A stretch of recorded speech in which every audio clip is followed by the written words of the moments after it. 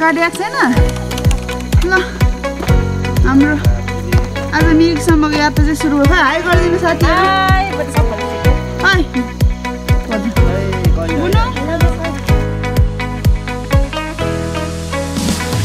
हामी चाहिँ यहाँ दुधको गाडीमा आएको आउनुहोस् हजुर आउनुहोस् छिटो है छिटो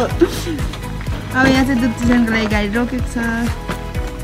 हामी चाहिँ के गर्ने हिँड्दै जाने कि गाडी पर्खिनु अनि हामीले चाहिँ मेची गाउँसम्म दुधको गाडीमा गएर त्यहाँबाट चाहिँ 26सम्म हिँड्दै जाने भन्ने कुरा भयो किनभने दुध चिसनको लागि राख्दा पनि झन्डै 1 घन्टा टाइम लाग्छ के त्यतिजेल त हामी माथि पुगिहाल्छौँ अनि 26 पुगेर 26 देखि चाहिँ हामी मिरिकको गाडी चढ्छौँ भिडियो चाहिँ अन्तिमसम्म हेर्दै गर्नु होला है त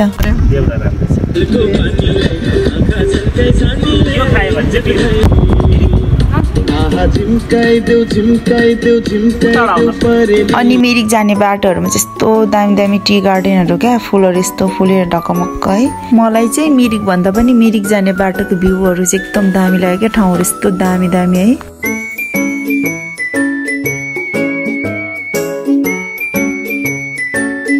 हामी चाहिँ यहाँ खाजा खानु बिसाक्छौँ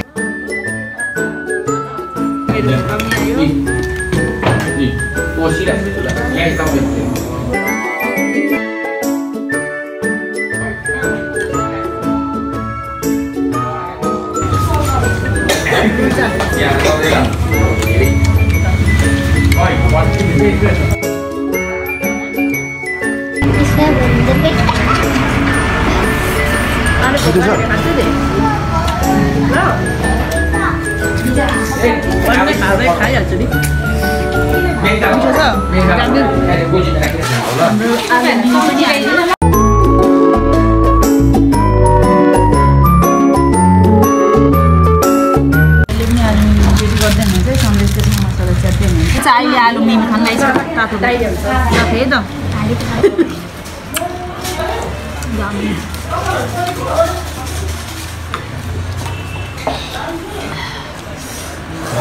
आलु मिमी हामी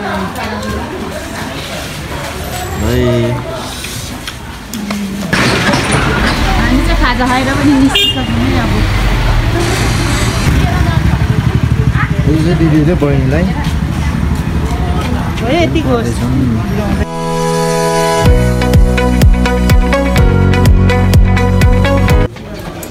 यात्रा जारी छ है हाम्रो हामी चाहिँ ठ्याक्कै कृष्णनगर पोखरी जाँदैछौँ मिरिक झिल चाहिँ अहिले ठ्याक्कै मिरिक झिलमा छौँ है यता चाहिँ पोखरीलाई झिल भन्दो रहेछ हामी चाहिँ पोखरी भन्छौँ होइन अब यहाँको भाषामा चाहिँ ठ्याक्कै यो चाहिँ मिरिक झिल हो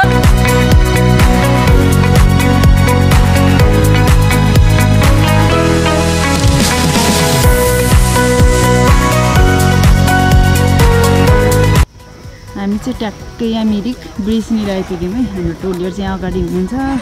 अब अगाडितिर ब्रिजमा हल्का यसो चटक गर्ने होला फोटोसोटो खिच्ने होला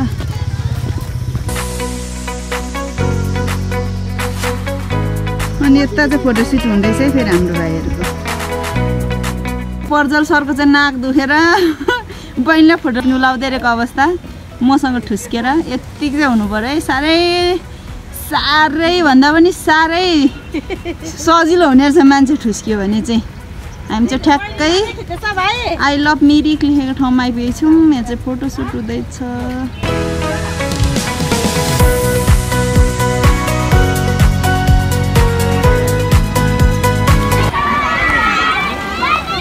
मिरिकमा चाहिँ मेला पनि लागिरहेको रहेछ हो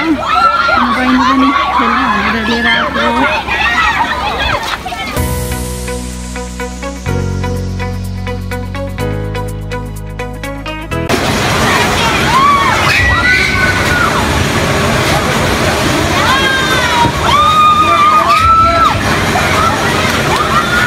हामी चाहिँ अहिले ठ्याक्कै ओकाइटी टी गार्डनको यहाँ भ्यू पोइन्ट आइपुगेको छौँ